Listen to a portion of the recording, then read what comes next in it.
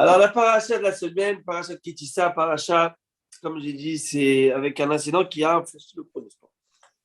Le Hayt égal la faute du vaudor. Avant de réfléchir à cette faute, on en a parlé lundi, de dire que c'est dur à comprendre. Ils ont fait un veau un or. Alors, on a donné une explication, on va essayer de pousser un petit peu l'idée. C'est que ça fait quelques heures, ils avaient des piercings et des boucles d'oreilles, ça devient un veau en or. Et il dit sur cette or-là qui était, ça fait quelques minutes sur eux, notre Dieu, le Dieu, c'est quoi? C'est pas possible. Et dire qu'ils ont fait, qu'ils pensaient vraiment à ça, donc je pense pas qu'il faut leur donner une punition, ce qui s'est passé.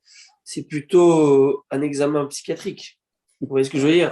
Par rapport à tout ce qu'ils ont vécu, non, les miracles, c'est plutôt ça. les tout ça.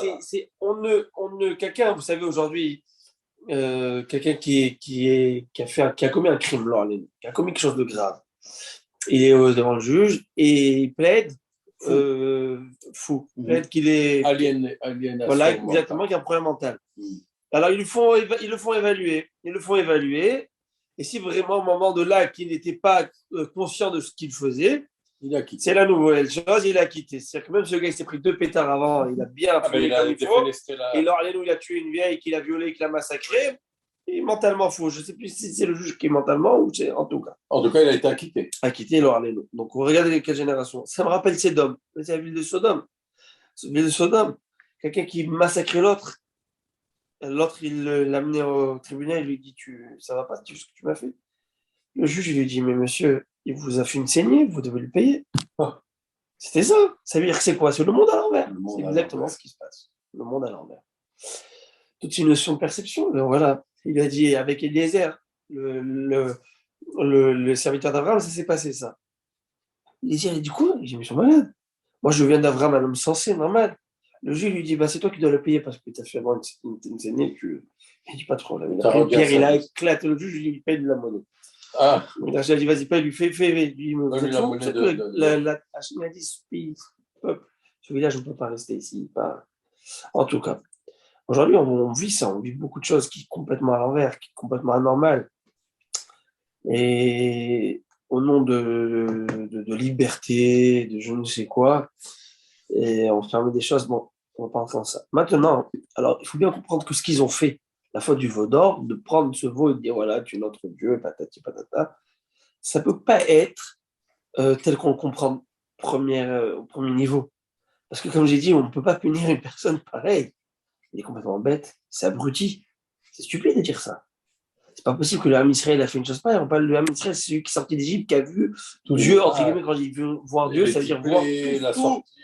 Mais le don de la Torah, c'est une seule fois dans l'humanité, une seule fois où Dieu s'est révélé. Pas physiquement, mais il s'est révélé dans tout.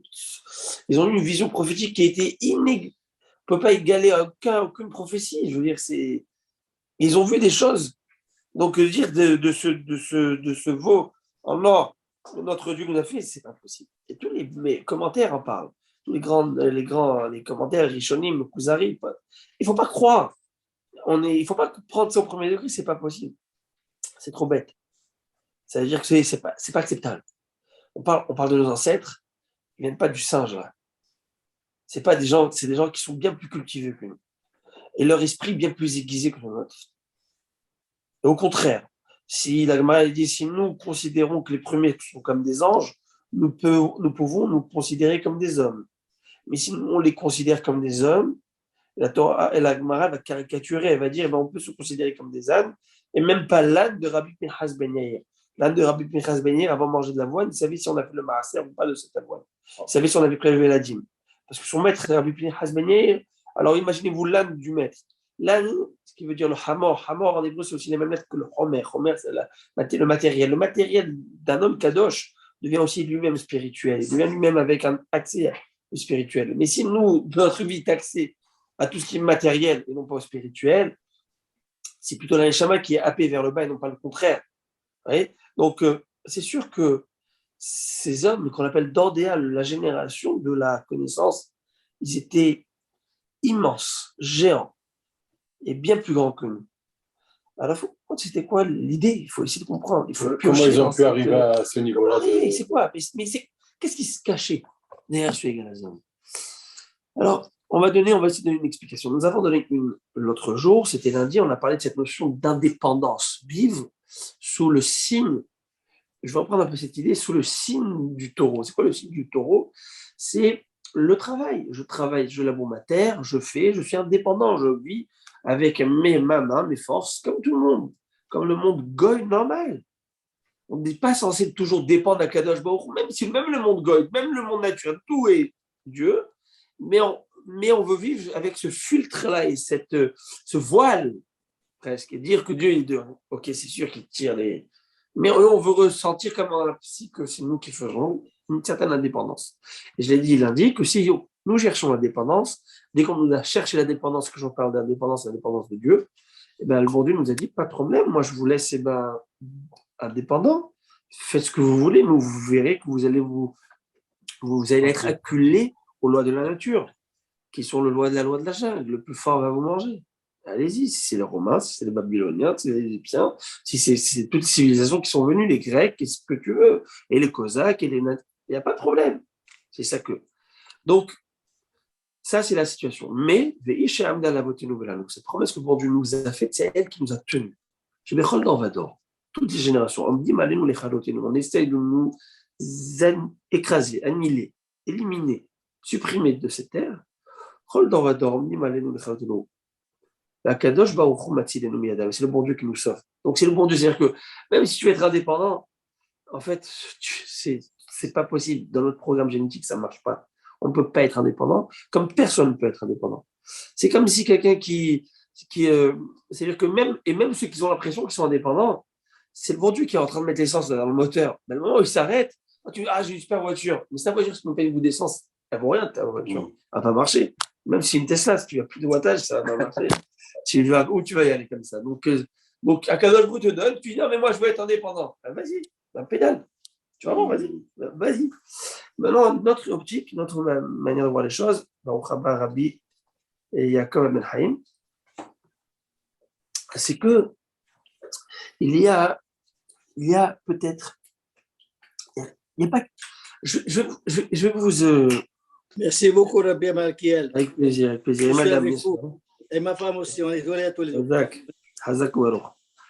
Il y a une idée qui s'appelle, vous savez, il y a eu le Beth Amikdash, le Mishkan. Dans le Mishkan, qu'est-ce qu'il y avait dans le Mishkan? Qu'est-ce qu'il y avait dans le Mishkan? Il y avait le sanctuaire. Qu'est-ce qui faisait le cœur du sanctuaire, c'était quoi?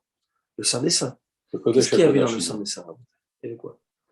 Qu'est-ce qu'il y avait dans le Saint des Saints? Le Aaron Kodesh. Les tables de la loi. Les chérubins. Les chérubins, c'est quoi les chérubins? Mais c'est quoi? C'est une statue. Oui. Mais elle était vivante, cette statue. Mais je m'en fiche. Mais il était vivant, le Hegel. Il parlait. C'est Hegel qu'ils ont fait, il parlait, il disait il parlait. Oui. Il parlait très bien, il était fait et formé et fondu avec ce fameux nom sacré de Dieu. Il n'y a aucun problème. Il n'y a aucun problème. Alors, en fait, ici, il faut comprendre, c'est ça que le Kuzari explique. C'est que pour eux, c'est pas de dire sur un morceau là, de fer ou de métal ou d'or, tu mon Dieu, c'est pas ça une folie, pas du tout. Ça, c'est les gens qu'il faut tout de suite mettre en pensionnat. Donc là, c'était donc l'idée, c'est une idée qui est bien plus profonde. C'est que bien sûr qu'il y a ces dieux qui tirent les ficelles, on n'a pas de doute avec ça. Mais Dieu, jusqu'à maintenant, entre guillemets, le vecteur, celui qui n'a pas été la parole de Dieu ici sur place, c'est Moshe. Mettez-vous à leur place, Moshe Rabbeinu. Ils ont perdu. On n'a pas Moshe Rabbeinu, plus encore Zéaïch Moshe. Et avec le désignable absolu de Zé, voici ce Moshe a disparu. Midrash veut dire que le Satan leur a montré un cercle de Moïse. Donc, ils sont désemparés. C'est-à-dire qu'eux, ils sont sortis d'Égypte, ils ont vu les miracles, ce que tu veux, mais ils ont un meneur, ils ont un leader. Ce leader, ils amènent à 40 degrés dans le désert, là, 60 degrés, 50, ce que tu veux, avec femmes et hommes et enfants. On est prêts, on prend en Dieu ce que tu veux. Mais c'est toi notre GPS, c'est toi qui nous... Les lieux de gloire, je ne sais pas jusqu'à quoi ils vont rester. On ne sait pas, on est déboussolés sans toi, Moshe. Tu es notre boussole. Et si ce n'est pas toi, ce n'est pas grave. On va créer quelque chose. On va créer quelque chose qui va nous amener la parole de Dieu sur terre. alors ça va être sous le signe du taureau, sous le signe de cette indépendance, sous le signe de cette notion-là du taureau, parce qu'ils ont bien vu eux-mêmes, comme on l'a vu, il l'indique que dans le char divin, les quatre côtés du jardin, il y a ce taureau. Donc, il y a une expression, comment on peut dire, du taureau, c'est-à-dire quoi? C'est-à-dire de cette force physique dans ce monde, où Dieu va donner la force au taureau, la force à l'action de l'homme, à l'action du naturel qui est là. C'est Dieu qui va donner cette force. Donc, on veut être guidé par cette force ici, par ta force Hachem, dans la force du naturel, si on peut dire. Vous voyez ce que je veux dire? Dans la force, là, tu présides cette force. C'est toi qui donne tout ça. Tu es là, c'est toi, bien sûr, Hachem. Mais par ce vecteur. Pourquoi ils ont été tellement... Mais pourquoi? Parce que le bon Dieu l'a dit dans la 10 commandements, tu ne te feras aucun Dieu, aucune statue, ni en or, ni en métal, ou ni aucune représentation pour la ligne. Rien, zéro. Ça, ils l'ont entendu. Ça, ils l'ont entendu dans les 10 commandements. Bah oui. Pour la ligne. Ah non, ils n'ont pas eu encore les 10 Bien commandements. sûr qu'ils ont eu. On est 40 jours après le don de la Torah, c'est ça le pire. 40 jours après. Le bon Dieu te dit ne le fais pas. C'est après. 40 jours. Non, Mais non, avant, sinon, j'ai aucun engagement. Mais Moshe, il est parti chercher l'étape de la loi. On va chercher l'étape de la loi, mais les Moi, 10 je commandements, pensais ils sont que déjà. Les 10 commandements, ils sont venus avec les tables. Non, 10 commandements, ils les ont fait. Ils les ont entendus. Bon Dieu. Ils ont entendu les deux premiers. Ah, ouais. Après, ils ont dit die. Et les autres, c'est. Donc, ils ont entendu les 10 commandements. Moïse monte pour 40 jours. Nous sommes le 6 Sivan. Il monte. Il redescend le 16. Le 16, ils font le veau d'or. Le 17, ils commencent à faire l'autel sacré, danser et manger, faire tout ce qui va avec, tous les rituels de la Rodazar. Il descend le 17 Tammuz, qui est un jeune chez nous aussi, par rapport au fait que, une des raisons, c'est que Moshe a cassé les premiers. C'est-à-dire que quoi? Alors là, vous allez me poser une question. Vous allez me poser une question, mais la Shabbat, on va reprendre ce thème. La question, elle est là. Elle se demande, naturellement. Elle va me dire, mais je ne comprends pas alors. Pourquoi tu me dis, OK, Harry a posé légitimement cette question qui vient actuellement. Mais alors pourquoi ils ont été. C'est quoi? Si leur volonté est bonne, C'est ça. mais ce n'est pas la bonne volonté qui est suffisante. C'est que ta volonté, elle doit être dirigée par ce que le bon Dieu veut. Tu ne dis pas au bon Dieu que faire, c'est le bon Dieu qui te dit quoi faire. Le bon Dieu, il n'y a pas tout ça. Ah, tout de suite, tu vas me demander, mais dans le sanctuaire, il y a bien des chérubins, il y a bien une forme, il y a bien quelque chose. C'est moi qui l'ai demandé. C'est moi le bon Dieu. C'est différent. C'est différent. Quand c'est moi qui demande, c'est moi qui demande à Shabbat, on égorge des sacrifices au Beth Amikdash qu'on allume le feu. C'est moi qui le demande. C'est moi qui te l'interdis à la maison. C'est moi qui le demande ici. Qui fait quelque chose d'interdit? Qui fait que le porc est porc? Qui fait que c'est interdit? Que je ne peux pas vendre? C'est Shabbat, qui a décidé. Hein? Shabbat, bien sûr, même Kippour. Mais c'est quoi Moussaf? Shaharit, C'est un autre sacrifice. C'est un autre sacrifice. Qu'on fait des Shabbat. Et avec tout. Et, mais quelqu'un qui égorge Shabbat, il est Hayal Shabbat. Aujourd'hui, oui. Et qui égorge Shabbat, il est Hayal Shabbat. Et au Beth Amikdash, c'est le bon Dieu. Mitzvah. Péché à ça, ou à péché tir. Tu fais une mitzvah, tu es en train de faire une mitzvah, et tu fais une nouvelle mitzvah, de faire comme un Moussaf. Le Moussaf Shabbat, Keter, ça représente tout le Moussaf qu'on fait. C'est ce corban qu'on faisait en plus Shabbat, le supplément. Et les Yot, et les Chagim, etc., etc., etc. Ah, mais comment ça se fait? C'est moi la Kadosh Baruch Hu. Vous allez me dire, mais là, il faut comprendre, il faut essayer de comprendre. Alors, s'ils n'étaient pas bêtes, mais d'un autre côté, ils étaient désemparés. Désemparés. Ils ont perdu la tête. Ils ont perdu la tête. Ils ont perdu la tête, ils sont plus conscients, on ne peut pas condamner quelqu'un si cette personne n'est pas considérée comme quelqu'un qui l'a fait en connaissance de cause et qui l'a fait de manière préméditée, exprès. Donc, ils l'ont fait exprès. Est-ce qu'on peut pas Alors, dire que... s'ils l'ont fait exprès, c'est la question. Parce que, etc., mais d'un autre côté, ils étaient désemparés. Il faut comprendre ça. Alors, vous voyez? Alors, c'est ça, sous l'effet de la panique, ils ont perdu la raison. Ou ils ont perdu la logique. C'est ça le problème. Il faut savoir regarder son sang-froid. Parce qu'on n'a plus d'épreuves. Il faut savoir, si au moment des preuves, tu dis j'ai tenu sous l'épreuve, il n'y a plus d'épreuves. Parce que, alors, à chaque fois, tu as. Mais il faut aller plus loin que ça. C'est qu'en fait, nous disent les commentaires, tous, c'est qu'en fait, je veux dire, c'est quoi la Nekuda? On a parlé de ça, le dernier cours, qui était magnifique avec Aaron Cohen, qui s'est tué. Là, je vais revenir à ça. C'est lui qui a. Je vais revenir, mais je vais amener un point pour comprendre. Pour comprendre ça, je vais quand même amener une petite introduction qui se demande. L'introduction est comme ça. On va voir que il y a une mitzvah qui s'appelle la Paradouma. Je ne sais pas si vous avez entendu parler de la Paradouma. On va le lire dans quelques semaines, ça s'appelle Parashat Para. La vache rousse. Les cendres de la vache rousse. Qu'est-ce que c'est cette... Pour enlever l'impureté de la mort. Une personne qui était impure de la mort, regardez-nous, il faut qu'il rentre au temple, il doit faire des choses. S'il touche une boisson, il touche un homme, il peut faire contracter l'impureté à ces choses, etc. C'est pas bon. Donc, il doit se purifier. Comment il va se purifier? Il va rentrer dans le mikvé, et puis après, le 3e jour, 7e jour, il va se faire asperger des cendres de lavage rousse avec tout un rituel. Et le Kohen qui asperge à ce moment-là, il va lui-même devenir impur, et l'autre va devenir pur. Tu vas me dire, le Kohen, comment il fait pour se purifier? Alors, j'ai toujours, Il y a toujours un qui va rester impur. Non. C'est que le Kohen, lui, il suffit après d'aller au mikvé, parce qu'il n'a pas été au contact d'un mort. C'est C'est juste une juste. impureté qui fait, il va au mikvé, le soir, il est bon. Un beau taille. La paradouma, c'est l'archétype, c'est l'archétype du Hok. Hok, c'est un mitzvah qui n'a pas de règle, qui n'a pas de logique. Aucune logique carcélisienne. On va donner des explications. Rachid donne une explication. Pourquoi la paradouma? Qu'est-ce qu'on fait paradouma? Mais il n'y a aucune logique réelle, ça ne marche pas ton truc. On prend Shlomo Amelech, l'homme le plus sage du monde, qui comprenait tout, comprenait pourquoi la viande de lion on ne mange pas, pourquoi on ne mange pas le porc. Vous savez pourquoi on ne mange pas le porc? Aucune idée, la viande de lion, aucune idée. Tu peux donner 36 raisons, mais il faut aller au fond. C'est dur, mais Moshe connaissait, Shlomo connaissait. Mais Shlomo va dire, Kema vir hokam imeni. Paradouma, je comprends. Ça me dépasse. Ça, il n'a pas compris. Et il faut comprendre, dans cette paradouma, qu'est-ce qu'il y avait?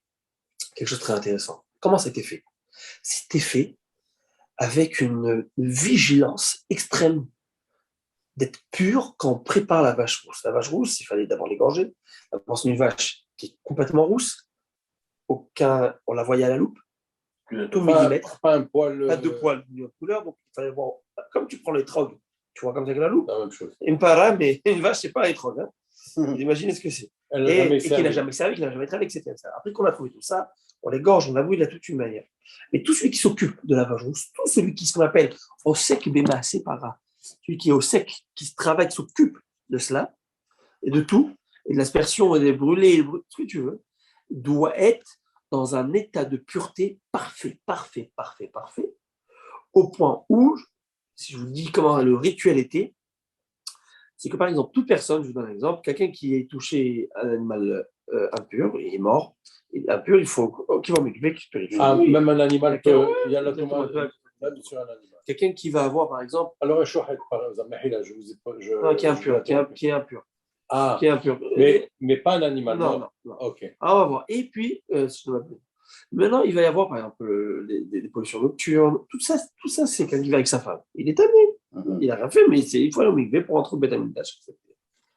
Quelqu'un qui a eu ce qu'on appelle la gonorrhée, c'est un style de maladie qui. Tout ça, lui donne un corban, après plusieurs fois. C'est un truc. En tout cas, il y a une échelle. Sur des Gemara, tout le Talmud il parle de ça. C'est para, c'est tout ce que vous voulez. Il y a là-bas une chaîne. Une personne qui a touché un mort, le mort s'appelle Avi Avod Touma. C'est le sommaire, c'est l'impureté. Tu touches, tu deviens Av, le père du grand-père, c'est comme ça qu'il s'appelle, Avi Avod, le père. Tu touches quelqu'un, lui, il devient premier. Premier, s'il va toucher une nourriture, ça va devenir deuxième. Mais après un moment, ça s'estompe. Où tu vas arriver. Et puis après, si par exemple, et plus quelque chose est pur, plus tu peux lui donner l'impureté. Je donne un exemple. Si je t'ai touché à toi, moi j'ai touché à Laurent Noirmont, je touche à toi, tu es premier. Tu touches Momi, il n'est pas impur. Ah, ça y est, c'est fini. Ça s'arrête. Par contre, si tu vas toucher quelque chose, Momi, qui est touché, tu vas toucher par exemple, toi après, de la terouma, ou du kotim à korban, tu l'impurifies. Parce que lui, c'est tellement sacré, c'est comme un petit peu quelque chose qui doit être dans un milieu stérile. Alors, il faut être ultra. Mais c'est quelque chose qui n'est pas amusé. Mais après, c'est fini. Après 4, combien tu vas arriver? Il y a maximum, c'est 4. Peut-être. Maximum. Mais si quelqu'un t'a touché, qui a touché, c'est fini. Par contre, celui qui va s'occuper du sacrifice et plutôt du rituel de la préparation de la vache rousse, même jusqu'à 100. Il y a presque nos limites. Si ce n'est pas pur de chez pur, tu touches pas de ça. Les enfants qui vont aller, pour aller ramasser l'eau de la mer, du fleuve, pour aller amener cette eau utilisée à l'eau lustrale avec les cendres qu'on mélangeait, qu'on faisait avec un bouquet d'hysope, on faisait naître des enfants sur une base, si je vous dis comment ça marchait, sur une base qui était un peu en l'air, c'est-à-dire qu'en fait, c'était des styles de maisons qui étaient sur des pilotis, que les maisons n'étaient pas attirées directement, parce que s'ils étaient attirés directement, il y avait peut-être un mort. Si le mort était là-bas, ça pouvait impurifier, donc il fallait qu'il y ait d'espace vide pour que l'impureté elle reste dans une bulle avant la maison, comme un toit, et que la femme, elle accouche là-bas, qui vit jusqu'à 6-7 ans là-bas sans quitter tout ce village qui était sur pilotis. Wow. Et cet enfant va partir à maman vers 7 ans. Pourquoi 6-7 ans, pas après? Parce qu'on a peur qu'il ait du sperme en lui. Donc avancé, il n'a pas. Il va rentrer. Il va aller sur un dos de shvarim mitzrim, des bœufs égyptiens, c'est des gros bœufs, sur une planche qui ne dépasse pas l'espace du ventre. Pourquoi le ventre? Parce que s'il y a même une portée, ça ne dépasse pas. Il arrive, il descend dans la mer, il récupère il utilise un verre en pierre qui ne prend pas l'impureté. Bref, tout un truc et tout ça. Ça, c'est pour. Tout ça pour la paradouma. Pour Les chachamim ont été mahmir les plus. Quand je dis khumrat, c'est-à-dire la rigueur et la plus qu'on peut voir au monde, c'est là-bas. Wow. Pour vérifier. Et d'un autre côté, là, je vais vous donner mais quoi, ça va être une gifle pour vous. Une bombe, c'est que quoi? C'est que le Kohen qui s'occupe de brûler d'enlever la tombe. Non, de brûler, de s'occuper, qui est là. Alors regardez ça, c'est la meilleure. Pour être pur, d'après la Torah, normalement, une personne qui veut être pure, qui a été impure, d'accord, qui a été impurifiée, il faut deux choses. Il faut qu'il fasse une mikvé. De manière générale, il a touché quelque chose d'impur. Pas à mort, mais quelque chose d'impur. Il a eu pollution ou quoi que ce soit. Il descend dans le mikvé. Et qu'il sort du mikvé, la journée, il est encore impur dans le sens où il est pseudo-pur. Il faut attendre le coucher du soleil pour pouvoir, par exemple, voilà. Et c'est la première Mishnah de Brachot que nous avons tous étudié ensemble. Mais Matai Korim et Shema Baravit, depuis quand on fait le schéma, du moment où les Kohanim vont rentrer manger la terouma. C'est l'heure du sortie des étoiles. C'est quoi l'histoire? Rachid explique sur place, et la Gemara explique que, en fait, les Kohanim, qu'est-ce qu'ils faisaient? Un Kohen qui veut manger la terouma, qui est impur, il a touché quelque chose d'impur. Il peut la manger que il va au mikvé. Et après, est-ce qu'il peut manger maintenant son sandwich? Non, il attend le soir, et le soir, c'est bon, il est pur. Donc, on voit qu'il y a deux choses dans le process. Il y a le côté pureté, mikvé, il faut attendre aussi le coucher du soleil. Il y a le temps aussi qui. Sauf qu'il y a une halakha, Moshe nous apprend aussi, il y a une halakha que les Chachamim nous ont appris, que spécialement, exceptionnellement, que quelqu'un qui s'occupe de la vache rousse, il n'a pas besoin d'attendre ce deuxième volet. Ça suffit, pas besoin d'attendre. Ah bon. Mais je te pose, il n'a pas besoin. Mais je te pose une question. Si on est super rigoureux, vaut mieux attendre, oui ou non? Oui. Oui, vaut mieux attendre. Ah, oui. Dans ce contexte, tu vas dire, c'est vrai qu'on aurait le droit, mais tu sais quoi, nous on va attendre. Si je te propose, Harry, je te montre toute cette catégorie, cette liste de rigueur qu'on fait. Tu vas me dire, tu sais quoi, ben, là aussi on va attendre, on va prendre pas de chance. Oui. Ben oui. Sauf que la Torah nous permet de faire ça. Les Chachamim vont dire, à tout prix, on va demander à un Kohen qui est pseudo-pur, qui n'a pas attendu, de le faire. Et que ce Kohen, il va le faire, pas un autre Kohen. Un autre Kohen qui est pur à 100%, il ne le fait pas. Pour appliquer vraiment. Pourquoi? Pour appliquer spécialement la règle ici. Vous allez me dire, mais pour quelle raison? Alors, je vous amène à plein de choses. On va réunir tout ça. Regardez où je vous amène. C'est qu'en fait, les Sadducéens, est-ce que vous avez entendu parler des Sadducéens, les Tzedokim, c'est ceux qui ne croient que la Torah écrite, pas Torah. Ah, ok. C'est ceux qui ne croient pas en la tradition orale, au rabbanim, au racham. Ils ne croient pas à tout ça. Ce qui est écrit, c'est vrai, c'est tout ça. Ça n'arrête pas le Olam Haba, je ne crois pas. Les mérites et les récompenses dans le monde futur, je ne pas. Ça, il ne faut pas exagérer. Ce qui est écrit, peut-être, ça s'arrête là. Il y avait des Sadducéens. Les Sadducéens disaient que pour s'occuper de la vache rousse, il faut être pur à 100%. C'est bizarre. Les Sadducéens, ils sont plus rigoureux que les sages, plus mahmir que les sages. Alors là, c'est pour aller contre. Alors les Chachamim vont dire on va aller contre les Sadducéens pour montrer que la halakha le permet, donc on va aller contre. Sauf que maintenant, quand on vient de permis, on a été un peu plus cool, on va être rigoureux sur tout le reste. Mais sur ce point-là que vous avez, on va aller contre. Vous allez me dire, mais pourquoi? Pourquoi on va être contre les Tzedokim à cet endroit-là? Et pourquoi à cet endroit-là, les Sadducéens, c'est devenu des religieux et des orthodoxes? Ces réformistes-là qui croient en rien, ceux-là, c'est devenu des religieux. Pourquoi à ce moment-là? Ils ont appliqué ce qui est écrit seulement, sans la Torah orale. Pourquoi ils voulaient plus? Au point où la Gemara raconte une histoire intéressante. Je vous dis, voilà, je crois que c'était de Jérusalem.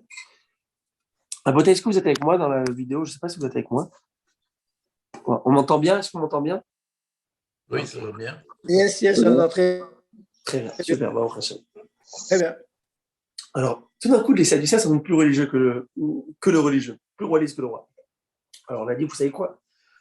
La Gemara raconte une fois, il y avait, à l'époque du Second Temple, vous le savez, les gens, ils achetaient, on l'a expliqué le dernier cours, les gens, ils achetaient pour être des Kohen Gadol. Ah oui, oui. Ils achetaient.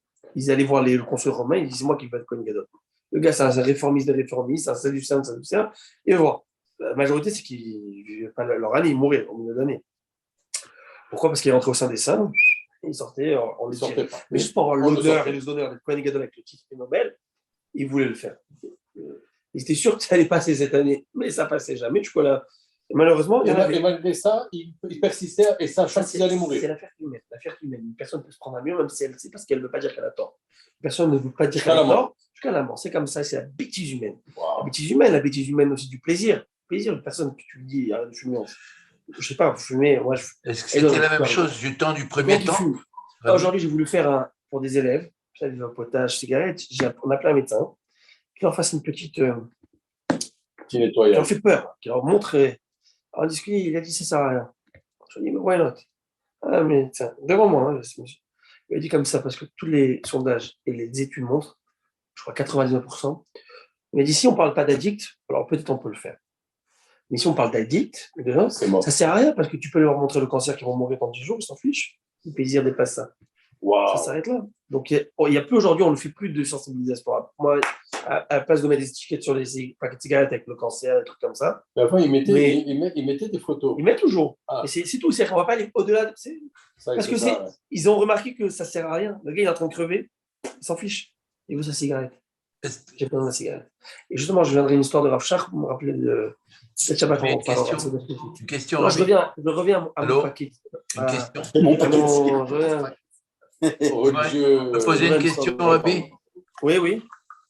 Juste, est-ce que du temps du premier temple, cette pratique d'achat de Non, Kohanim et tout ça a été faite? Non, hein? Pas du Non, premier temple, Au second temple. le second seulement, hein, d'accord. Ok. Alors, au premier temple, il y avait Shimon Cohen qui était pendant 40 ans. Il y avait plusieurs. Par contre, on avait un Cohen qui, à la fin de ses 80 ans, il était Cohen, il est devenu Tzedoki. Il est devenu fou, réformiste. Réformiste. À la fin, 80 ans 80 ans, Cohen Gadol, 80 fois, il rentre au Kodesh, à la fin, il est rentré trop dans les. Parfois, quand tu touches trop, tu t'es Ça Dijon. Non, ça veut dire qu'il faut savoir. Moi, en tout cas, je ne peux pas parler. Je ne sais pas qui on parle de. On n'a même pas idée, je ne peux pas juger. En tout cas, c'est-à-dire que tu prends le plus grand kabbaliste au monde, le plus grand ce que tu veux, c'est rien devant cet homme. Pour dire c'est quoi l'idée. Et Si on parle de quelqu'un qui est en Kodesh Kodashim, qui a il y a parlé un court-circuit, là. Mais il y a un court-circuit. On est infaillible. Maintenant, on revient au point. On revient au. Hein? Court-circuit. Ça, c'est ok. Maintenant, on revient à l'idée. À l'idée. Alors, juste une petite anecdote que la Gemara raconte une fois, il y avait un Tzedoki. Il y avait là-bas, ce Tzedoki, il a vu faire le Kadosh, le Tzadik, vous savez ce qu'il a fait? Il a fait un Kounitz. Il a fait un petit trick. Il y avait donc les orthodoxes, on allait dire, Rabbi Hanan, à cette époque, et il y avait Zama Plouvoili, le roi. Il a fait, ce qu'il a fait, il a fait patienter la shahita, l'égorgement de cette vache, juste presque avant le coucher du soleil. Et lui, il est parti faire le mikvé avant le coucher du soleil. Oh, puis il a attendu que le coucher du soleil, il passe. Il a dit, ben, vous savez quoi, et demain, je vais brûler. Tout. Demain, je vais brûler. Pourquoi demain, je vais brûler? Parce que et demain, je vais brûler demain. Pour quelle raison? Parce que, ben maintenant, voilà, je suis pur et j'ai eu le coucher du soleil. Donc, je le fais, je suis top du top. Rabbi Hanan, il va le voir, il va le voir. Il y a Tzaddik. Le grand, il arrive, il lui pose ses mains à la tête. Il dit que nanana. Il lui fait une bracha ou quelque chose. À la fin, il lui dit, tu sais, j'étais impur, je viens de te toucher. Il ne peut pas essayer la vache périr. Il lui a dit, et donc il dit, demain, tu n'auras pas le choix que de la brûler. Vite, demain, il va faire quoi? Au pire, il va faire migrer, mais il doit le brûler. Donc, il n'aura pas les deux volets, parce qu'il est impur. Alors, on va et là, le Kohen Gadol, il dit, dès que je me disponibilise, je vais m'occuper de toi. Il lui a dit, dès que tu vas te disponibiliser, 3 jours après, il est mort, Kohen Gadol. Rabbi Hanan, lorsqu'il dit une phrase, c'est des tranchants, il n'y a pas de. Il dit, quand tu vas te disponibiliser, t'inquiète pas. 3 jours après, il est mort. En tout cas, pourquoi tout ça? Pourquoi les Tzedokim étaient plus royalistes que le roi? Pourquoi les Sadducéens étaient plus? Et pourquoi à ce moment-là, les Chachamim, ils ont dit, you know what? Parce que tu fais plus que ça, nous, on va faire le contraire. C'est quoi? C'est un jeu de. Il est bien très profond. C'est profond, c'est magnifique. Ce que me dit le Rav Nebenzahl. Il dit quelque chose comme ça. Il dit qu'en fait, la vache rousse, c'est quoi l'idée de la vache rousse? On le sait. La vache rousse, elle vient nettoyer quelle faute, un bataille? La mort. La mort. Mais elle vient nettoyer quelle faute? Le Rabbi Moshe Darshan nous dit la faute du veau d'or. Ah, ouais. La faute du veau d'or. Le veau d'or, la vache, c'est qu'il est petit. Sa mère. C'est quoi l'idée, la faute du veau d'or? La faute du veau d'or, le problème, c'est ça que je reviens, vous allez me dire, mais je vous dis, il était désemparé, mais il était. Pas de problème. Mais comment ça marche chez nous, là, en Israël? Lorsqu'on a un problème, chez qui on va? Chez le Kohen Gadol. Où? Chez le Chacham. Ah oui, c'est ça. C'est notre dirigeant. Moshe Rabbeinu, il quitte. T'es désemparé. Qu'est-ce qu'il vous a dit, Moshe Rabbeinu? Je vous laisse 2 hommes, Aaron et Chour. Je les délègue, je leur donne toute ma confiance. C'est eux nos Chachamim, c'est eux vos yeux. Tu vas voir Chour, tu lui dis, tu me fais un baudor, sinon je te tue. Et tu le tues. Et tu dis à Aaron, ben, tu ne le fais pas, je te tue aussi. Alors il aura dit je. Vous n'êtes plus des gens inconscients, vous êtes conscients et vous allez dans votre faute. Votre faute, c'est ça. C'est que vous décidez d'être vous-même vos propres tuteurs et vos propres dirigeants. Alors, si vous êtes vos propres dirigeants, vous allez créer votre propre Dieu aussi. C'est tendu. Parce que si tu ne sais plus écouter, parce que la tradition juive est basée sur quoi? Sur l'héritage oral et pas écrit. Les tzedokim, qu'est-ce qu'ils pensent? Quoi? Ce que je vois. Et toute cette tradition orale, et de croire qu'il y a des chachamim qui nous donnent la bonne dose et les bons équilibres, etc., ça, on n'y croit pas. Et la même manière que nous, on n'y croit pas en Aaron et en Chour, et qu'on va faire notre Dieu, c'est la même chose que les tzedokim, à ce moment-là, ils disent, bah, c'est écrit, on va faire comme ça. Tout ce qui est oral, on n'y croit pas. Que oralement, vous avez appris qu'on peut... Juste le mikvé est suffisant, on n'y croit pas. On croit. Donc en fait, ils sont en train de réitérer la même faute. La faute de quoi? Du Chet Hegel. Et la paradouma, c'est quoi un tikkun? Pourquoi chez nous c'est un tikkun? Pourquoi ça n'arrive pas? Parce que nous, on ne comprend rien à la vache douce. Et on dit on fait. C'est-à-dire que c'est un engagement total, une soumission totale à la Torah. On comprend quelque chose à la vache douce? Non. Rien. Je te remercie, je ne comprends rien. On fait. Toi, dans le Chet Hegel, qu'est-ce que tu as fait, toi, Ben Israël? Tu as dit, je décide que moi, je comprends ce que je veux faire, je ne suis pas prêt d'écouter les autres, pas prêt d'écouter ceux qui nous dirigent, ce que Hachem a mis. Et que lorsque la Torah te dit que tu devrais écouter le Sanhedrin et tes Chachamim, et s'ils te disent que ta gauche c'est ta droite c'est ta gauche, tu dois les écouter. Ah, mais comment c'est possible? Parce qu'ils ont des yeux que Dieu leur a mis. Ils sont connectés à la Torah. Ils sont connectés à 100%. C'est ça la Emunat Chachamim. Et quand ils sont connectés à 100% à la Torah, tu peux lui demander business, tu peux lui demander refoua, médecine. Ah, il n'a pas fait médecine, il n'a pas fait 5 ans de Concordia ou je ne sais moi de droit, il n'a pas fait de... Mais dès qu'il est connecté à la Torah, il est connecté à tous les mêmes. Et c'est très intéressant. Ce qu'il y a dans la Torah, c'est qu'il y a une chose et son contraire. La Torah, c'est la Torah. La Torah, c'est, je pense, ceux qui ont bien étudié le Talmud, et nous l'étudions, c'est la thèse la plus critique au monde. On n'est que là à critiquer, qu'à demander, à poser, à répéter, à objecter, jusqu'à ce que tu arrives. Donc, en fait, tu n'acceptes pas de facto les choses, du tout. Toute la Gemara, c'est quoi? C'est question, objection, réponse, arriver à une conclusion qui est honnête, qui est émette, et qui ne tient pas sur des fabulations, qui tient sur quelque chose de logique, qui tient la route. Et d'un autre côté, on nous demande d'avoir une émounat aveugle envers nos chachamim. Vous voyez ce que je veux dire? Donc, c'est quelque chose, et c'est là la difficulté à savoir comprendre que je fais ce que nos chachamim nous disent à 100%. Et mon droit, c'est de comprendre dans la halakha. Dans la halakha, j'ai le droit de poser la question. J'ai le droit de poser la question, je vais agir, mais j'ai le droit de poser la question et je vais demander la question. Mais dans la direction à prendre, lorsque j'ai un chacham, la Torah te dit, assez les chacham, pirkavot, fais-toi un rave, c'est quoi? Un rave qui a étudié, qui connaît, qui a appris, et qui, comme elle dit dans Mishnah Pirkavot, elle t'a donné une vision globale de tout. Parce qu'il est attaché à la Kadosh Baruch Hu, Hachem nous donne l'ouverture des portes, que tu veux ou non. Que tu veux ou non. Alors, les tzedokim, arrête ton histoire. Arrête de faire ton histoire qui a des chachamim, que peuvent nous enseigner, que peuvent nous dire. Nous, on fait ce qui est écrit, ça s'arrête là, il n'y a pas de truc. Et vous allez voir, c'est qu'aujourd'hui, le monde qui n'a pas eu des chachamim dirigeants, il est complètement décomposé. C'est plein monde juif. C'est un monde juif par étiquette. Qu'est-ce qu'il y a de juif? Qu'est-ce qu'il y a de réel? Tu vas aller à Las Vegas, tu vas trouver un rabbin qui va te marier et qui va te convertir, qui va te faire... Qu'est-ce qu'il y a de juif? C'est quoi? Mais nous, dans l'Arabie Israël, c'est la chose qu'on nous a toujours tenu. C'est les chachamim, la Torah des chachamim. Et pas une Torah seule. Non, mais une Torah qui est dirigée par nos chachamim. De toute façon, on ne peut pas suivre la Torah sans les chachamim. Exactement, mais c'est ça l'erreur. C'est ça que dans la Yigalaza, il lui a dit, maintenant, je ne comprends pas. Tout ça, tu avais raison, tu es désemparé, tu es petit. Mais je vous ai donné quelqu'un qui vous guide. Si tu vas chercher autre chose, tu t'es cherché autre chose. En fait, il voulait se réformer. Il voulait Exactement. À ce moment-là, il voulait cette réforme. changer Cette réforme-là, comme pour dire, je vais essayer de changer le. Alors, on te dit non. C'est pour ça que les Chachamim, dans la Paradouma, ils vont au maximum pour dire on ne va pas en faire la même faute. On ne va pas en faire la même faute du Régal Hazav. Donc, c'est fini avec ça. C'était ça, donc l'idée de Paracha. À Botaï, j'ai trop en avance là dans la. Non, mais c'est très, c'est assez profond. Non, mais c'est assez profond cette idée-là, parce que cette question-là qui je me suis toujours posée. Tu vois les chérubins, attends, je ne comprends pas. C'est statue, tu rentres là, tu te dis, mais ça n'a rien à voir dans un Beth Amikdash. Tu t'attends loin d'avoir une. Et tu me dis, pour un voilà, ils se sont fait massacrer. Ah oui. C'est plus. C'est moi ton Dieu, c'est toi mon Dieu. Faut te choisir. C'est moi qui te dis, c'est permis.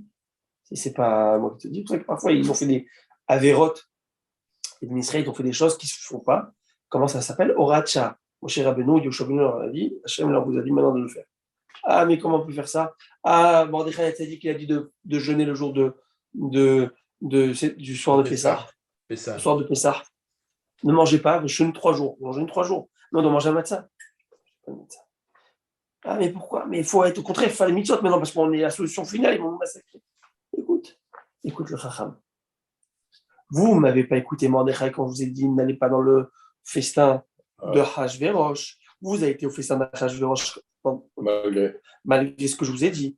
Pour faire quoi? Pour montrer patte blanche. Pour avoir une commission de parlementaires juifs avec qui est bien. Moi, je vous dis, n'y allez pas.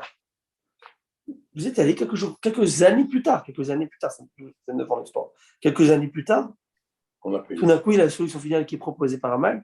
Ils sont où tous ces parlementaires? Vous étiez copains avec eux à table en train de manger? Ils sont où là pour stand-up pour vous, pour être là Personne n'est là tout d'un coup. Personne là. Et là, quand moi je vous dis Mordechai, maintenant là vous changez. Parce que vous avez compris que tout est chez Mordechai, que tout est maître. S'il faut aller avec le Chacham jusqu'au bout, on va aller avec le Chacham jusqu'au bout. Là, il est seul. On y va, Rabotet. Je rigole parce que je me rappelle d'une blague. La Gemara raconte ma Sechet Kiddushin qu'il y avait un rave qui était porté par son élève sur les épaules par un chef fatigué. L'élève venait de Babylone et le rave venait d'Israël. On le sait dans le Kiddushin, nous apprenons dans le 4e chapitre que les gens qui venaient de Babylone, ils avaient un arbre généalogique qui est plus pur, plus propre. Ceux qui venaient de Babylone. Ceux qui étaient en Eretz Israël, c'était différent. Pourquoi? Parce qu'à Ezra, lorsqu'il a quitté, il a fait la première aliyah, j'allais dire, après l'exil de Babylone, 70 ans, il a pris avec lui il a pris avec lui, j'allais dire, il a pris un peu tout le quad qui n'était pas stop, on va dire, à filtrer pour laisser là-bas, donc nous on part, les meilleurs. Et donc ceux qui étaient de Babel, on sait que c'était des gens de bonne famille. Lui, il a pris avec tout, parce qu'il dit, moi, je m'en occupe avec mon tribunal, qui est bâtard, qui n'est pas bâtard, qui est ici, qui est ici. Alors, le Rav, qui était sur les épaules. Alors, il étudie la Torah avec lui, etc. Alors, lui, son élève cherchait un shidduch à mariage. Il lui fait passer le message, j'ai une fille. Donc, le rabbin était de Jérusalem, et lui, alors il a jeté comme ça, et tu n'as pas honte. Il dit, ma Torah, tu la prends bien, et ma fille, tu ne veux pas la prendre. Ça veut dire, tu sais, pour dire, ça veut dire, bien sûr qu'il faut avoir cette émouna chachamim, bien sûr qu'il faut avoir 100%. Après, il y a des choses que tu as le droit de poser ta question, tu as le droit de venir. Non, il faut être à même à filtrer.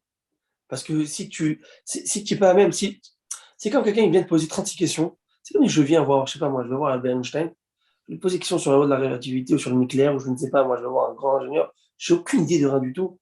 D'accord? Le gars, il a fait appel son bac en physique, il vient, et tu viens poser des questions, ouais, mais je pense pas que dans le plan, il faudrait que tu changes ça, il faudrait ça. Mais c'est pas audacieux, c'est pas qu'insultant, c'est stupide, c'est ridicule. C'est même pas, on te calcule. Avec dégage, qu'est-ce que tu fais ici? Qui t'a fait entrer? Qui l'a fait entrer ici, ce monsieur? J'ai fait bac plus 25 ans de travail sur ça, sur la physique, sur ça. Toi, tu veux venir me dire quoi? Ah, mais je ne pense pas qu'il faut faire ça. Va étudier 20 ans, no problem. No problem. Va étudier 20 ans. Après, quand, et pose toutes les questions que tu veux, il vient me dire. Et on va parler de Et viens prendre, et tu comprends, il n'y a pas de problème, on discute. Ou par contre, il peut y avoir une question, tu peux devenir comme un visiteur et poser la question. Pourriez-vous m'expliquer ça? Et tu viens venir remettre en question une chose, il n'y a aucun problème, tu as le droit. Tu peux le faire. La démocratie, liberté, parle. C'est juste, mais rappelle-toi de cette idée. C'est comme ce gars qui est ingénieur. Tu veux? Et aujourd'hui, j'en écoute bon Hachem avec cette démocratie, cette liberté qu'il y a de ce que tu veux, le Facebook, le truc, on pose des questions, on remet en question ce rabat, on remet en question celui-là, on critique. La critique est devenue facile. Avec le COVID, tout le monde a sorti des théories là-dessus. Alors, mais un Covid, tête vide, chacun avec ses. Tous des médecins. Harry, tu n'as pas vu tous des médecins? Tous des médecins, tous des pharmaciens, tous des médecins. Il faut se vacciner. Moi avec. On est tous devenus avec nos thèses. Il faut se vacciner, il ne faut pas se vacciner. Oui, tous avec nos thèses, tous avec nos cycles. Si tu fais 3, il faut faire 4. Et bien, au Hachem, mais en tout cas, ce que je veux dire, c'est que cette démarche-là de réfléchir, il faut toujours réfléchir. Ben Israël a toujours été quelqu'un qui réfléchit. C'est pour ça que même dans son exil, même lorsqu'il a été écrasé, il était libre, parce qu'il était libre dans la pensée. C'était un homme qui pensait, Ben Israël a toujours pensé. Mais comme j'ai dit, dans toutes ces idées révolutionnaires qu'avait le Ben Israël, la pensée, plus il était penseur, et plus il était soumis à la Torah. Tandis que dans le monde des Lumières, ils se sont devenus des révolutionnaires. Et qu'ils ont fait au contraire, un punch à tout ce qu'il y avait avant. Nous, plus on est proche, plus on est soumis. Une bonne soumission. Ouais. Plus on est loin, mais on est soumis parce qu'on ne comprend rien. Ah oui, tu ne peux pas tout savoir. Tu veux tout savoir en un jour. Aujourd'hui, j'ai eu une discussion avec un jeune. Je n'en ai pas de nom avec un jeune. Un jeune, je vois sans vie, sans ni académique, ni Torah. Il me dit, il pose une question. C'est une question qui est. Il me dit, mais pourquoi tout ça? Notre fille, ouais, faire Shabbat, pourquoi? Wow. Pourquoi? Un jeune qui pose ce genre de questions, un jeune de la communauté. Hein. C'est-à-dire que ça fait 15 ans que tu bosses avec ce gosse, tu lui mets ce que tu veux et tout. Et là, tu m'as pris de poser ce genre de questions. Et je suis très content. Oui, je suis l'homme le plus heureux que tu poses cette question. Mais on va y répondre à ces questions. On va répondre à cette question. On va répondre. Il faut répondre à toutes les questions. D'adolescents ou de personnes âgées qui n'ont pas eu leur réponse, d'adolescents, donc qui traînent avec 50 ans la même question. J'en connais des que je me suis assis avec eux. La même question, chaque fois ils oublient qu'ils me posent la même question, et ça fait la même question pour pouvoir dire ah mais c'est pas normal, mais c'est pas si, mais il faut avec la même question, comme s'ils n'ont jamais trouvé leur réponse. Je lui ai dit à ce jeune, il y a deux possibilités. Je vais te donner toutes les réponses qu'il te faut. Je vais te donner des réponses honnêtes qui te convainquent. Mais tu me dois me dire honnêtement avant que je commence. Je te donne toutes ces réponses. C'est que si tu es d'accord avec tout cela, tu changes. Tu changes. Parce que tu ne peux pas fermer les yeux devant une réalité. Tu peux pas fermer. Une réalité, elle est là. Tu l'as apprise, tu l'as comprise. Tu dois y aller avec. Ça devient un idéal. Je ne te dis pas de changer du tout, c'est pas ce que j'ai dit. Mais tu changes ta direction. Même si tu changes d'1 millimètre sur 1 milliard de kilomètres, mais tu as changé. Le train, si tu changes le rail, il va aller là-bas. Même s'il va doucement, il ira là-bas. Mais si tu restes sur cette voie, tu vas prendre le mur. Alors je vais dire, on va expliquer. Tu crois en Dieu? Ça, je crois. Très bien. Donc tu crois en Dieu. Parce que la question m'a dit, j'ai adoré cette question. Il m'a dit, est-ce que Shabbat, tu vas avoir dans le monde futur? Mais moi, je suis dans ce monde-ci, je suis là, moi, Ravi, mais je suis là, qu'est-ce que je fais dans le monde futur? Mais je suis là, je lui dis, quoi que c'est une très bonne question. C'est vrai, mais je lui dis, je te pose une question. Et cette lumière, elle s'allume. Tu sais pourquoi? Je lui dis, tu as besoin de lumière, tu l'allumes? Je lui dis, oui. Je lui dis, pourquoi? Il me dit, parce qu'il y a un circuit électrique. Je sais comment ça marche, la phase, le note, le truc. Très bien. J'appelle ton petit frère qui est là-bas, appelle-le. Pose-lui la question. Comment ça marche? Il me dit, il ne sait pas. Je lui dis, mais si la bonne lumière, il va allumer? Il me dit, oui, parce qu'il sait que ça allume. Je dis, très bien. Tu believe, tu crois en Dieu. Tu sais que c'est lui qui allume le monde? Il me dit, ça, oui, je crois. Très bien. Tu sais que c'est lui qui a donné cette Torah? Ça, oui. Très bien. Donc, tu sais que ça marche. C'est lui qui a donné la Torah, c'est lui qui fait tout. Est-ce que tu oublies de comprendre tout ce qui se passe en arrière pour pouvoir le faire? Non. On va travailler ensemble. Mais tu ne dois pas conditionner ta compréhension avec ton application. Par contre, c'est vrai que c'est très dur d'appliquer sans comprendre. Ça, c'est notre travail qu'on va faire maintenant. On va se voir une fois par semaine, 1 ou 2 heures, et on va travailler ensemble pour avoir ce plaisir de comprendre ce que l'on fait. Quand papa et maman ils t'amènent à l'école, quand tu avais 5, 6, 7 ans, et maintenant, avec du truc, tu n'as pas envie, mais tu sais que c'est pour ton bien. Tu n'as pas envie, tu sais que c'est pour ton bien. Pourquoi tu le fais? Parce que papa et maman, ils veulent mon bien. Donc, je vais le faire. Je le fais dans ce sens-là. Tu sais, ça va t'ouvrir des portes. Oui. Est-ce que tu sais quelle porte? Tu sais comment, pourquoi? Pas vraiment, mais je sais que ça va mourir. Tu sais que le bon Dieu, c'est lui qui... Oui, je le sais. Alors, si tu as cette idée que Dieu existe, on peut travailler même sur ça. Donc, mais tu as cette idée, et habituellement, il faut travailler même cette idée. Quand quelqu'un a toutes ces questions, et ce sont des questions qui se posent, et ils doivent avoir la réponse. Ils doivent avoir la réponse. Les jeunes et moins jeunes doivent tous avoir la réponse de pourquoi, le pourquoi du comment. Si tu n'as pas ces questions, si tu n'as pas ces réponses, normalement, ça ne marche pas. Normalement, ton fils, il va grandir, il va te poser ces questions. Il est là. Tu vas lui répondre quoi? Fais. Et c'est ça ce qui est arrivé. C'est la génération avant nous, ils posaient la question et exactement. Ouais. Alors, ils ont perdu. Une chose qui est intéressante, c'est que le monde orthodoxe, bien qu'il est ultra fermé, ultra orthodoxe, mais il y a il y a l'idée de la question, du questionnement. Mais c'est intéressant aussi, on dit En Kelokenu, il n'y a pas comme notre Dieu. Et juste après, on pose la question Mi Kelokenu, qui est comme notre Dieu? Maintenant, tu me dis, il n'y a pas, tu viens me dire, ça c'est un fait. La conclusion, on la connaît. Ça, c'est la conclusion. C'est comme en mathématiques. Parfois, on arrive à une conclusion. Faites-moi maintenant la démarche, comment on est arrivé à cette conclusion. Montez. Tu vois? Monte à cette démarche. Fais le produit, tac, tac, il monte à cette. Va trouver l'inconnu, va comprendre quoi. La conclusion, on l'a. On sait qu'il n'y a pas comme, il n'y a pas de doute, on n'a pas de satisfaction sur ça. Là, on veut comprendre comment ça marche. Des choses, on comprend. Des choses, ça nous dépasse. Sauf que, je veux dire, alors pourquoi les choses qui ça te dépassent, tu t'en fiches, les choses qui te dépassent, tu peux avancer. Ça, c'est parce qu'on est lazy. On est paresseux. À faire Shabbat, c'est dur. À prendre la voiture, c'est dur. Taper moins 40, 20 minutes, c'est dur. Alors, qu'est-ce qu'on fait? On prend la voiture. Ah, mais tu as compris? Non, je ne comprends pas tout le Shabbat. Mais tu sais que c'est le bon Dieu qui t'a donné. Je sais, mais je ne comprends pas tout. Alors, non, tu sais, c'est pas. Mais tu sais que c'est vrai. Alors, quand tu sais que c'est vrai, mais ça te demande un effort supplémentaire de ta part, alors tu préfères rester avec tes points d'interrogation et les sans suspens. Tant qu'on n'a pas de réponse, tu sais, je ne veux pas. Parce qu'il y a ce côté paresseux en toi, finir humain. Je te dis, reste dans ton confort. Et tant que tu n'as pas encore la réponse exacte à 100%, continue. Et tu sais quoi, mieux encore, les gens ils préfèrent rester dans cette question. Ça, il vaut mieux pas avoir la réponse. Les Rachamim vont nous dire que l'athéisme provient du désir, et non pas le contraire, non pas de l'intellect. L'athéisme ne provient pas d'une recherche et d'une conclusion après recherche et méditation, etc., études. Ça, c'est du blabla.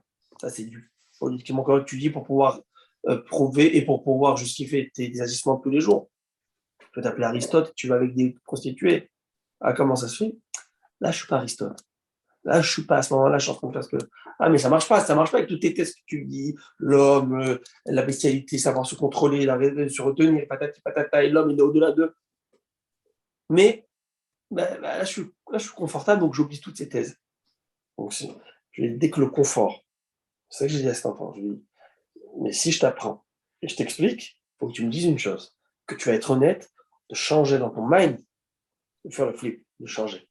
Je switch le truc, alors tu prends la bonne voie et on ira ensemble. Et c'est intéressant de voir que, comme tu dis, c'est une génération où, comme tout est posé, tout est à nu, alors il faut tout expliquer. On répète la même chose depuis les générations avant. C'est-à-dire que ce n'est pas du nouveau. Les gens qui mettent en question ou qui ont du doute, c'est là où la plus grande question vient. Comment tu veux convaincre les gens à dire, tu sais quoi, c'est ça qu'on a reçu. Et c'est ça qui est émettre, c'est ça qui est vrai. Les autres choses sont matérielles, ils ne sont pas spirituelles. La raison d'être, que ça. Alors, l'être humain, il se dit, à l'instant, là, si tu me dis plein de choses, et nous, on répète que ce que les grands rabbins, depuis le temps, depuis peut-être 300, 400, 500, 1000 ans, ils continuent à répéter. Alors, nous, on répète. Le problème, c'est que le doute de l'être humain, il lui pose tous ses problèmes. Tous ces problèmes. Alors, automatiquement, c'est comme on dit, on a parlé un peu du Covid, on dit, ah, tout le monde a des théories. Oui, mais une théorie qui existe, qui n'a pas été réalisée, c'est parce que si tu attrapes le Covid et ta main bloque et ton visage y paralyse, ils vont tous courir se faire vacciner. Mais le fait que ce n'est pas arrivé, alors, tu as ouvert, mon ami, toutes les théories. Il y a des gens qui sont morts. Tu comprends? La preuve, elle reste toujours. Ce n'est pas parce qu'on est attiré, c'est que c'est le doute. Et automatiquement, tu peux parler à beaucoup de gens et ils ne vont pas arrêter de questionner. Ils ne vont pas arrêter de faire. Parce qu'ils veulent rester dans un confort. Tant qu'ils sont dans leur confort, pas besoin de changer. Je ne sais pas si rien que le confort. C'est le confort de la personne qui fait et l'égocentrisme de la personne. Quand le confort, c'est l'égocentrisme de la personne, ça peut être un pire. Elle est plus forte. Qui dépasse. Je donne l'exemple de la cigarette. Je peux t'enseigner que la cigarette, c'est pas bon. Je peux te faire tout un cours, une thèse. Je suis médecin dans la faculté de médecine, je t'explique ça, et je t'explique ça avec une cigarette dans la bouche. Pas 2 mois. Tu vois, je veux dire, ça fait dans la Torah, ça marche pas. Dans la Torah, ça arrive. On faillit. C'est possible. Ah, il te fait ainsi, il te fait ça, il a fait ça. Il nous fait des coups. C'est un homme. Mais il sait que c'est pas bien quand il a fait la chose. Quand il a fait, il savait que c'était pas bien. Bien sûr. Il regrette, il est dans le remords. Mais il n'a pas libéralisé la chose. Il n'a pas rendu la chose permise. Autorisé. Ouais. Le cannabis s'assumait toujours. Mais ce n'était pas légalisé. Ouais. C'était quand même tabou. Ça se faisait. On en avait partout des Bob Marley. Bien sûr. Des Bob Marley, mais partout. Tu veux, fais, va là-bas, va trouver un truc. Mais il y avait ce côté. Tu vois? Et pareil pour tout. Pareil, genre, même sexe, je le cite. Tout. Il y avait partout. La Torah, on parle que de ça. Ne fais pas l'homosexualité. La Torah, elle te le dit, donc il y en avait. C'est pas que. Mais cache-toi. Et honte. Et au moins, ça te gêne. Tu as une faiblesse. C'est OK. T'es un homme. T'es pas un ange. Mais ne rends pas ta faiblesse une norme. C'est ce que la Torah te demande. Ne rends pas ta faiblesse une norme. C'est ça le problème. Mais la société, elle le crée. Mais c'est ça le problème. Mais c'est ça. Qu'est-ce qu'on attend? Il arrive, c'est quoi on arrive dans une situation que quoi? On attend que vous attachez, mais ce qui va se passer, c'est que les normes vont limite là. Non, ils ne vont pas rentrer. Ah bon? Alors, il n'y a pas de Mashiach encore. Il va venir pas par les Russes. Pas à cause des Russes. Pas à cause des Russes. Il viendra parce qu'on mérite, parce que l'âme Israël mérite, parce que le âme Israël est exceptionnel, parce que le âme Israël, il mérite Mashiach. L'âme Israël a tellement pris. Et avec tout ça, il y a toujours cette émouna. C'est toujours cette émouna où tu as des enfants à 15 ans qui te posent ce genre de questions. J'ai dit Hachem, même dans les moments comme ça, que tu poses toutes ces questions, le gosse, il te pose 36 questions. Et je lui dis, tu crois en Dieu? Je dis, bien sûr. Alors que c'est pas foutu. Fils d'ado, mon fils, tu avances. C'est pas grave, je vais lui répondre toutes ces questions. Je suis là pour répondre tout ça. Mais je suis en train de dire Hachem, c'est pas grave. Où tu as 15-16 ans dans les écoles qui sont perdus, qui vont parler et du Dieu et de ci non, mais et de ça. De tout le monde est là. Hein. Voilà. Tu comprends? C'est humainement. Comme il a dit Rabben Chetri, il y en a qui l'ont fait à 14-18, il y en a qui font 39-45. À lui de choisir la crise de 40. Mon rabotaille. Je n'ai pas avancé la Gemara, mais c'est pas nous avons fait vraiment de plaisir et de Simcha et de Torah. Alors je vous souhaite une grande atzlacha à tous et on se retrouve si Dieu veut Shabbat à la synagogue. À l'école. Shabbat, merci beaucoup. Avec grand plaisir.